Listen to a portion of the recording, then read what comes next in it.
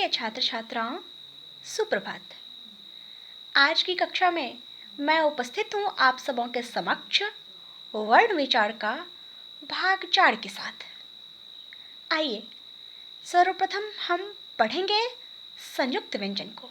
किसको पढ़ेंगे? संयुक्त व्यंजन को। यानी आज सबसे पहले हम जानेंगे आज की कक्षा में संयुक्त व्यंजन को। तो जो व्यंजन दो व्यंजनों के परस्पर मिलने से बनते हैं, अर्थात जिस व्यंजन का निर्माण दो व्यंजनों के आपस में मिलने से होता है, उन्हें संयुक्त व्यंजन कहते हैं। उन्हें क्या कहते हैं? उन्हें संयुक्त व्यंजन कहते हैं। इनके बीच कोई स्वर नहीं होता, यानी ये जो संयुक्त व्यंजन है, इनके बीच स्वर का कोई स्थान नहीं होता है। इनके बीच कोई स्वर नहीं होता है।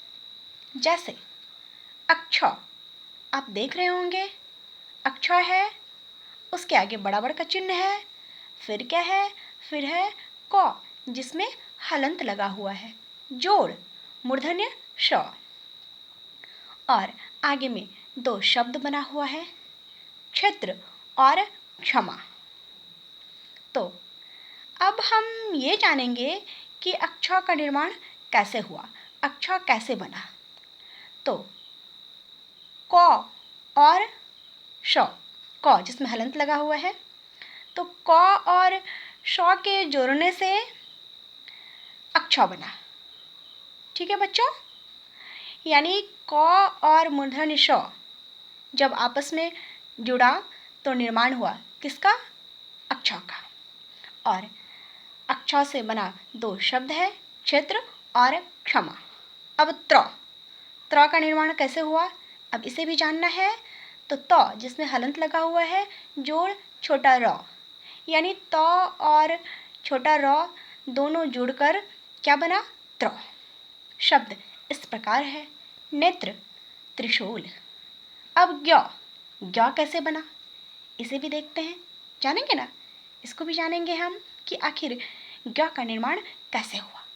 तो जौ में हलंत लगा हुआ है, जोड़ य, यानी ज जोड़ य बराबर क्या?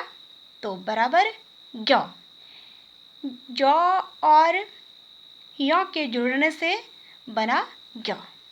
शब्द इस प्रकार है, विज्ञान, यज्ञ। अब स्र कैसे बना?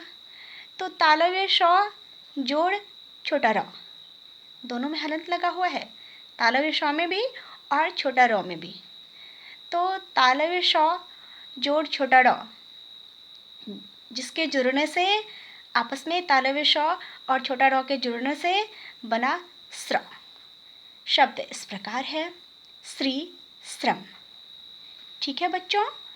आइए इन संयुक्त व्यंजनों के अतिरिक्त अर्थात अलावा कुछ अन्य व्यंजनों को मिलाकर भी शब्द बनाए जाते हैं। यानी ये जो संयुक्त व्यंजन है, इसके अलावा भी कुछ अन्य व्यंजनों को मिलाकर शब्द बनाए जाते हैं, जो इस प्रकार है। त जिसमें हलंत लगा हुआ है, जोड़ य बराबर त्य, तो यह संयुक्त त्य। शब्द है सत्य। गौ जिसमें हलंत लगा हुआ है, जोड़ व बराबर ग्वा, गौ संयुक्त ग्वा। शब्द है ग्वालिन, ग्वाला भी हो सकता है। अब प जिसमें हलंत लगा हुआ है, जोड़ य बराबर प्य, शब्द है प्यासा। अब द जिसमें हलंत लगा हुआ है, जोड़ य बराबर द्य, शब्द है विद्या। अब हम जानेंगे द्वित्व व्यंजन को। किसे जानेंगे? तो द्वित्व व्यंजन को जानेंगे। जब एक जैसे दो व्यंजन आपस में मिल जाते हैं तो उन्हें क्या कहते हैं? उन्हें द्वित्व व्यंजन कहते हैं। जैसे चक्की, छुट्टी, बच्चा, सज्जन, ये चारों शब्द हैं। अब ये बना कैसे, इसे भी जानना है। तो चक्की में क का संयुक्त है, तो क का संयुक्त कैसे बना? तो अब देखते हैं। क जिसमें हलंत लगा हुआ है, जोड़ क बराबर क, यानी क और क के जुड़ने से क्या बना? क का संयुक्त शब्द आप देख रहे हैं, चक्की। अब छुट्टी, ठीक उसी प्रकार ट जिसमें हलंत लगा हुआ है, जोड़ ट, यानी टॉटा संयुक्त शब्द है छुट्टी, जिसका नाम सुनकर आप सभी बच्चे बहुत खुश हो जाते हैं, है ना? मुझे पता है। अब बच्चा, बच्चा में भी चौचा संयुक्त है। चौचा संयुक्त कैसे हुआ तो अब इसे भी जान लेते हैं। चौ जिसमें हलंत लगा हुआ है, जोड़ चौ बराबर चा, यानी चौचा संयुक्त, तो शब्द बना बच्चा। अब सज्जन, तो सज्जन में भी जौ संयुक्त है, तो जौ जिसमें हलंत लगा हुआ है, जोड़ जौ बराबर जौ संयुक्त शब्द है सज्जन। आइए अब जानते हैं हम अयोगवाह को, जिसे हम अंग और अह के रूप में जानते हैं। तो स्वर एवं व्यंजन के अतिरिक्त अर्थात अलावा दो ऐसे वर्ण हैं जिन्हें क्या कहते हैं? जिन्हें अयोगवाह कहते हैं। ये हैं अंग और अह। इन्हें क्रमशः अनुस्वार तथा विसर्ग कहते हैं।